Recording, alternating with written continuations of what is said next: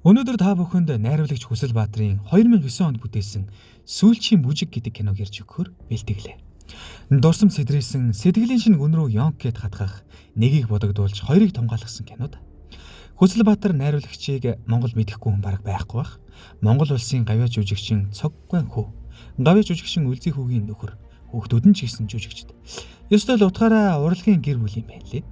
Хүсэл Баатрын найруулсан олон кино байдгаас манай 80 фильм авид аюултай харилцаа, Зүгтаарай, Дурлалын сум, Ядуугийн зовлон 2, Хэртэйгүй сарна, Нинжин сэтгэл, Сая долларын олз гих зэрэг олон кинонууд байгаа шүү. Та багцаа идэвхжүүлээд шууд үзэж болно. Кино маань зайсан толгойн орой дээрээс ганг гэд ах хүү дурсамж бичлэг хийж байгаагаар эхэлнэ. За энэ хэсэгт юу гардгийг та нарт хэлэхгүй. Хэлвэл том спойл болох учраас ер нь энэ киног бүтнээр нь үзэх гэж байгаа хүмүүст хандаж хэлэхэд энэ хэсгийг нь үзэлгүй гүйлгээд үзүүл дээр шүү. Угаасаа киноны эхлэл өрнөл дунд хэсэгтээ ямар ч хамаагүй. Төгсгөлтэй л хамаатай учраас үзэх шаардлагагүй. Спойл дуртай над шиг хүмүүст бол хамаа байхгүй. Окей. Удалгүй эссэн солигдож одоогийн Тамир найруулагчийн бүтээсэн Хас гэрэл гэдэг дүрийг бид харна. Хасаа маань АК-47 гээд бүжгийн хамлагт байдаг бөгөөд өнөөдөр бороо хөл дээрээ боссноо яасан аавтайгаа муудалцаж гэрээсээ хөөгдөд яв. Тэгээд бэлтгэлийн зал руугаа явах замдаа санамсаргүй нэг хөөхөн охин ресторанд ээжтэйгээ хоол идэж байхыг харна. Өмнө нэг удаа харж байсан бөгөөд энэ удаа аялгуу гээд нэрийг нь л мэдэж авдаг. Аялгуу бол Баян айлын хүүхэд. Ээж мэж нэлээд эрх хямбтай хүн байдаг. Клубд бүжгийн баатал болж байх бөгөөд ялагдсан тал нь шарлахаж ялсан талдаа нэлээд үг хаяж байгаад 2 хоногийн дараа болох бүжгийн тэмцээнээр уулзъя гэд явна. Хасаа бол ер нь дурламтгай. За дурламтгайч юу ах вэ?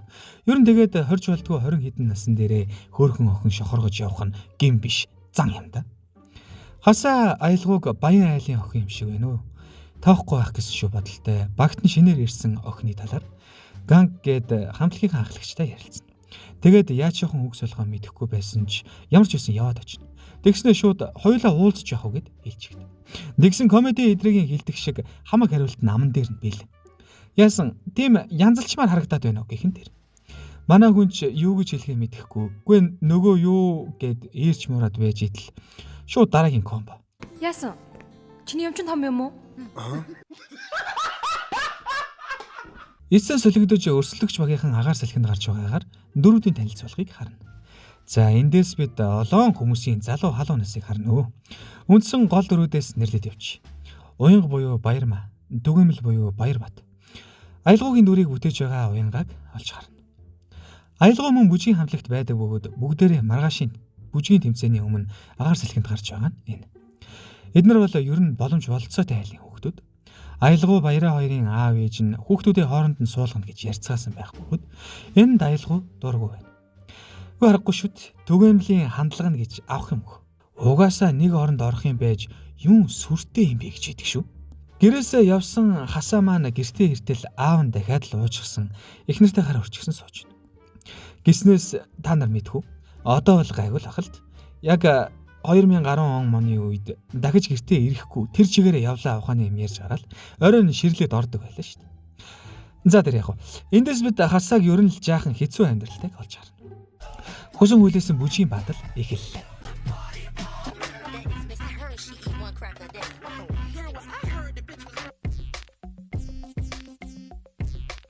Багуудыг номероо үзүүлж байх хооронд хасаа аялгууг болоод харж байна. Аялгууч хасааг харсан байлаа. Аялгуугийн багийг улаан тэнгэр гих бөгөөд баадлын үеэр аялгуу хасаа хоёрын харж хидэлцэж байгааг Түгээмэл хараад авна. Марлаа мөн тэр хоёрыг хараад байхыг ботход манай хүнд талтай юм шиг байна. АК-47 багийнхан ялалт байгуулснаар тэмцээн дуусна. Хасаа бэлтгэлийн хөрөндөө унтаж байхад нь марлаа ирээд хазар дээр нь үнсэж байх. Тэгснээ барьж чангаагаад өдөж хоргоод ямааны махыг халуун дээр нь гэдэг шиг л үзэж таар. Гэхдээ хасаа маань шуудхан л би аялгууд сайн гэд хэлж. Нөгөө талд аялгууч бас хасаа тайртай болчихсон гэдгээ найзтай хэлсэн.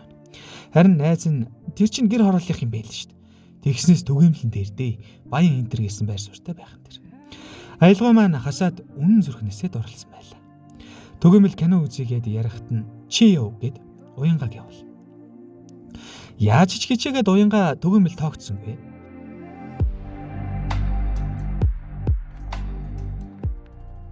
Тэгээд Түгээмэл аялгауг асуухт нь энийг л байнга үзээд байдаг шүү дээ. Хасаагийн бүжиглжсэн бичлэгийг үзүүлчих. Ингээд хасаа маань түгээмлийн хорхоотой хараанд нь зуугдж байгаа. Хасаа найзтайгаа аялгаугийн гэрийг нь олжчихсан дурангаар харсан шигээ зогсож идэг. Тэгээд хоёр давхарт амьдртыг нь мэдээд оройн нөгөө хэдээрээ өргүүлж байгаад өрөөнд нь яваад орно. Гэхдээ бас л зөрөгтэй байгаа юм шүү. Тэгээд яг л Ромео Жулиет хоёр шиг л юм бол. Аялгау! Би чамд хайртай! Араас нь түгээмэл найзуудтайгаа ирсэн ч барьж чадалгүй хэн аялгауг өөр юм болохыг харна гэж занаад хоцордог. Маргааш нь аялгау түгээмэл хоёрын аав ээжүүд уулзаж түгээмлийн аав нь хоёр хүүхдээ англи руу явуулах визэнд гарсан гэдгийг хэлнэ. Түгээмэл аав ээжигээ их л ятгсан юм шиг байна. Эртний Монгол ёсыг дагаж хоёр хүүхдийн сүү давсны баталгаа болгож энэ алмазын шигтгэдээ бүгжийг аялгаутай бэлэглэж байна гэд бүгд зүйлгүүлж өгөөд Батаранд нь хэлэгдэв. Харилцан ярианаас хараад байхад түгээмлийн аав ээж арай илүү баян эрх мэдэлтэй гэдг нь мэдэгдэх бөгөөд аялгаугийн ээж аав нэлийн тал засч байгаа харагдана. Гэтэл аялгау зөрөгтэйгоор одоо ч 21-р зуун. Тэр богтолж авдаг цаг үе мөч чи одоо өнгөрсөн. Тэгээд ч би танай хүүд чи хайргүй гэж хэлээд бүгжийн тайлаад гараад яв.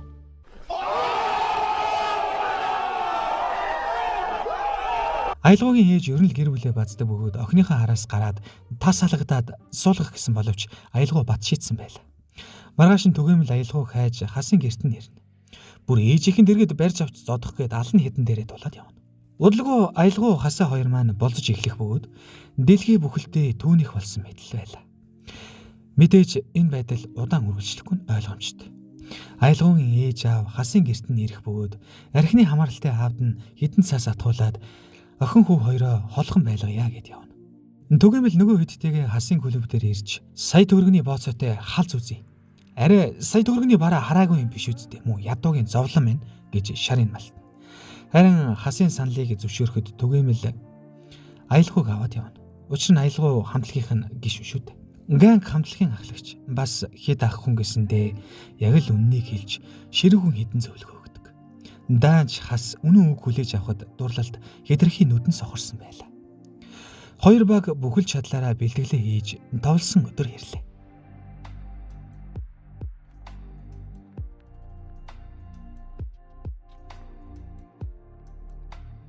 Бүжгийн тулаан ширүүхэн хөрнөж түгээмэл аялгауг үнсэж бариад сэтгэл зүйн тарамт үзүүл.